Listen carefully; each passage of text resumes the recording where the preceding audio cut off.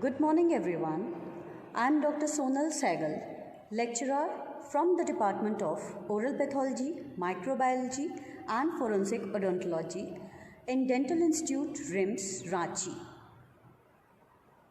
Hello, everyone.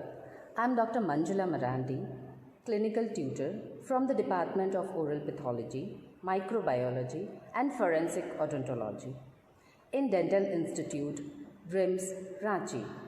Today we are going to talk about carving of permanent maxillary first premolar. Overall, it's having 8 steps. Starting with the step 1.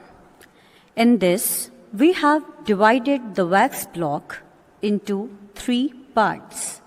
Crown, which is 8.5 mm, root, which is measuring about 14 mm, and the base. We also have to mark the aspects like buccal, lingual, mesial, and distal on the respective sides. Here, I want to add, always take extra 1 mm from the actual measurement, as we will get exact measurement after the finishing and polishing. In step 2, again we are dividing the crown portion into cervical 1/3, middle 1/3 and occlusal 1/3. This have to be marked on the buccal side.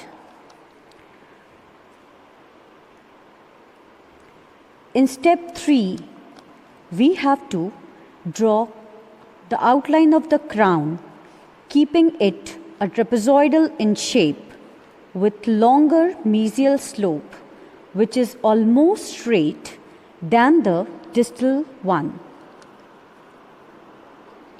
You continue.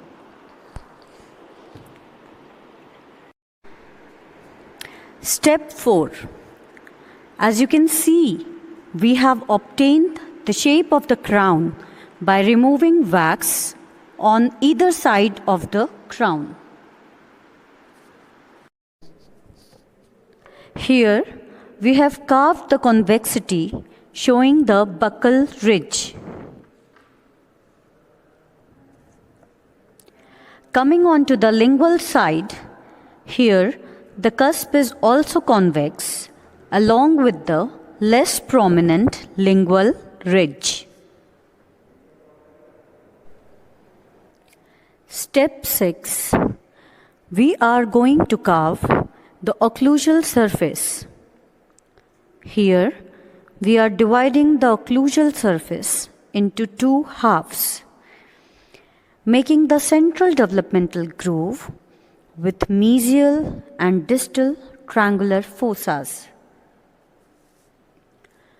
Here we are also drawing the outline of the root on the buccal side, which is tapered towards the apical 1/3.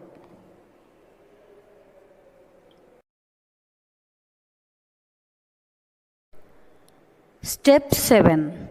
The extra wax has been removed, and now you can see the shape of the root. Now coming on to the last and the final step, which is step 8.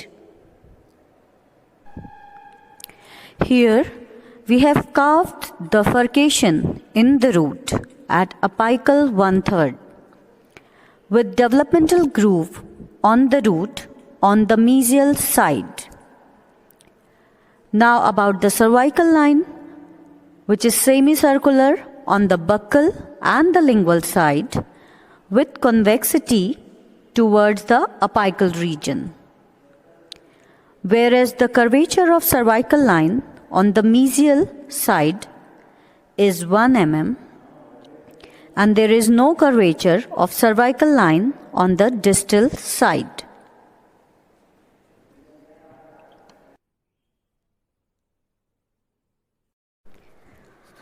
This is the final outcome of the carving.